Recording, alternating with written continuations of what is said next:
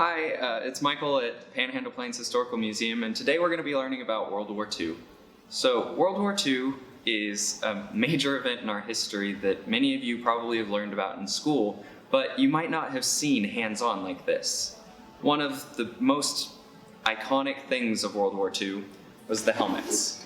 So, these helmets were worn in all sorts of combat and actually are made up of multiple parts. So, there's the part that's metal that keeps you safe, but then there's also the part that sits on your head that's a hard plastic.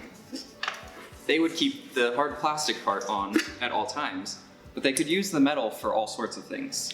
Sometimes they would use it to dig, sometimes they would use it to eat out of, and there were just a variety of purposes that they could use the different parts for.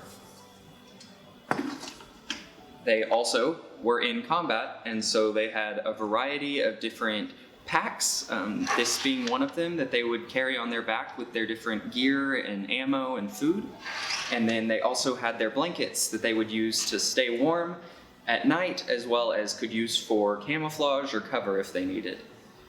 When they were not in uniform on the battlefield, they would wear these little hats that identified them as soldiers along with their uniforms, but they would never use them in the United States unless they were on official duty. Before World War II, they wouldn't use them in country at all, and they were known as their overseas cap. If they were in an airplane, most of the pilots and bombers would use these little headsets, and they're similar to the ones that you get on planes nowadays, and pioneered the industry for them to be used in planes for what we know as today. But this is how they would communicate to each other over the loud prop engine and gunfire if need be, as well as communicate back to their home base.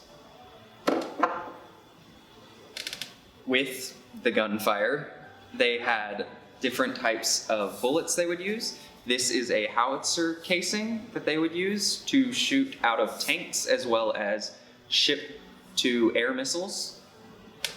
And then this is a sniper bullet that they would use, and on the bottom you can see that it says DM42, which helped them know where and when it was made.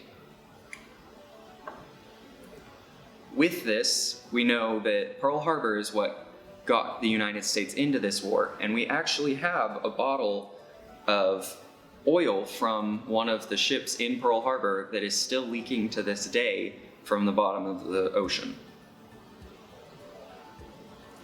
One of the main causes for World War II was the German occupation and the treatment of their citizens, and we have one of their patches that they would use to identify their Jewish neighbors and Jewish citizens that they found, to treat them like lesser citizens, unfortunately.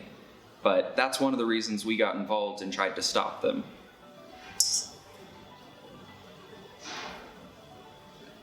That's all we have for today, and thank you for tuning in. I hope you've learned something and maybe gotten a better look at things that you hadn't seen before.